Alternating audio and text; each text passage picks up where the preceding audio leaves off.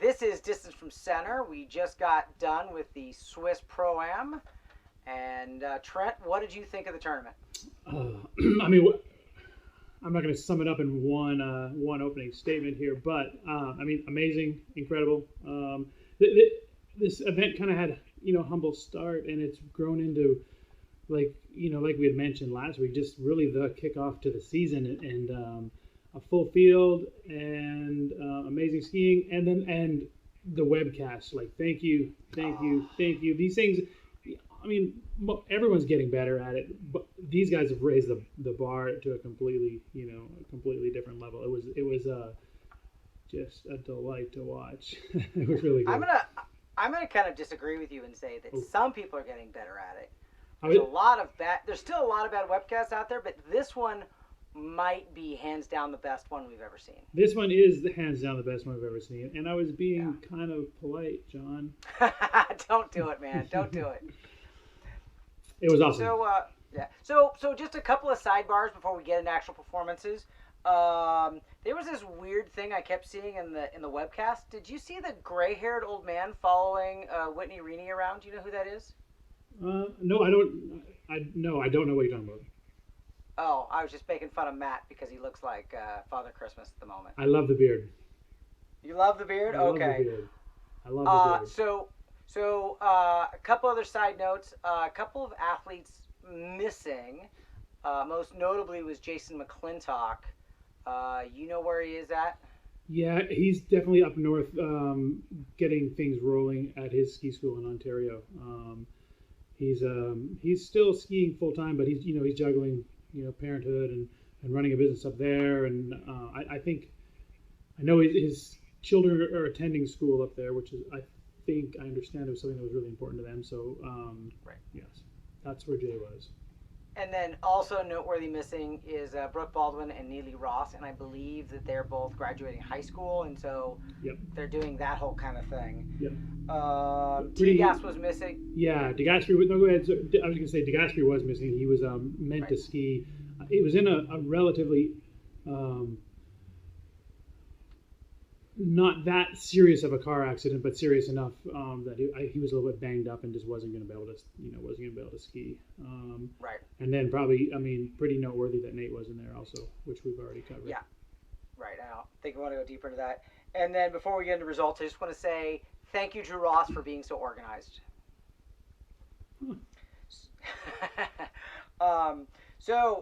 Starting with the ladies, kind of interesting. We had three women that got all stacked up at 2:39. Jamie Bull, who looked great.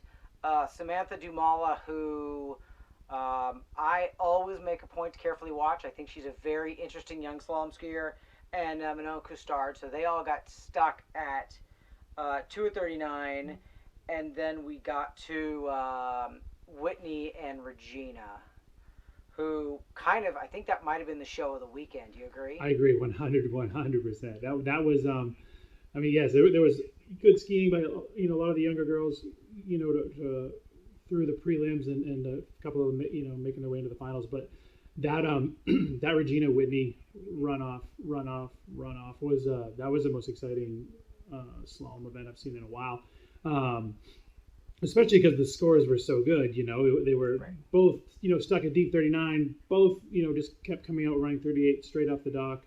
And it was just, there was so much back and forth, where the second runoff, Regina went down way earlier than I was expecting.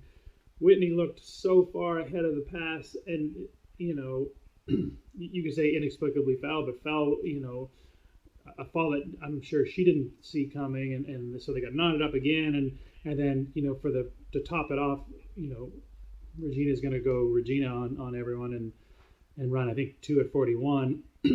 Just really throw it out there. So yeah, man, I don't know what your takeaway was, but that was I enjoyed watching that as much as anything all weekend. Yeah, it was awesome. And for the folks who didn't see it, they tied it at 4:39, and then they tied at 2.5 at 39, and then Regina ran 2 at 41, and Whitney ran 3.5 at 39. So pretty fun head-to-head action. And I don't know what the interpersonal is between the two girls, but it looked like they were having fun. There was a lot of video of the two of them in the boat going back to the dock, and you could see that this kind of thing was getting their competitive juices going, and they was like, what could be more fun than this? Yeah, yeah. There did appear to be a lot of pleasantries and smiles and Right. no, you're the best. No, you're the best. But neither one of those girls play around when it comes to when it comes to their competitive natures. They're both they're ferocious. But yeah, Right. it was super super exciting. All right, so moving on to the men, Joel Howley did not finish the weekend spectacular, but he did set I believe, a personal best and an Australian pending national record of 5 at 41, and I'm sure he's just beside himself stoked. Yeah, yeah. You know Um, what's funny too is he didn't start the weekend very good either. no, I think he might have fallen at 38 in the first round. yeah, I think Um, so.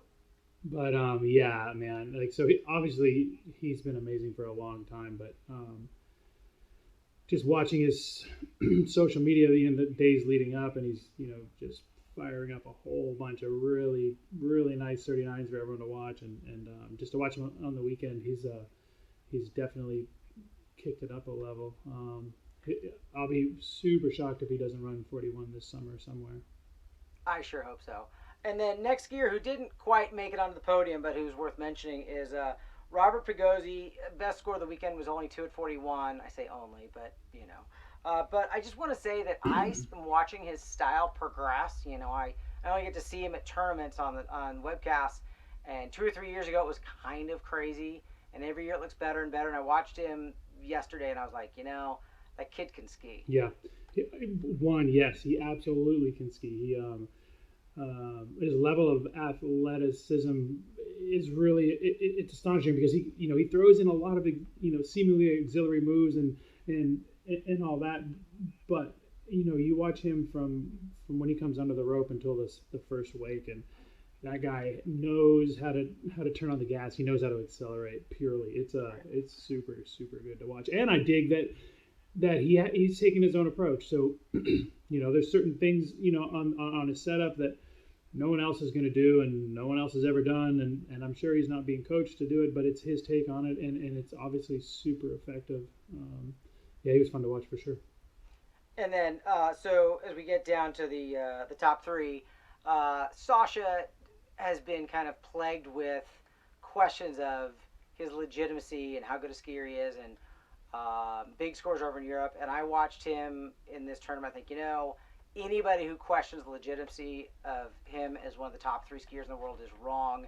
He's legit. He's for real. He's probably deserved that credit for a long time. Yeah, super long time. This is one of the things about our sport that bothers me is that, we're really slow to give credit where credit's due. Just and fair enough. There's been some tournaments where there's been some question marks and no, but I mean, you still can't fake it. I mean, it's maybe those first couple 41s that he ran were under easier conditions, or maybe they weren't. I don't know. I don't care. But like it's I hate that we always default to that, as a culture in this sport. But to your point, yes, man, he is unbelievable. Watch him ski. Watch him run 38, and you know that he's the real deal.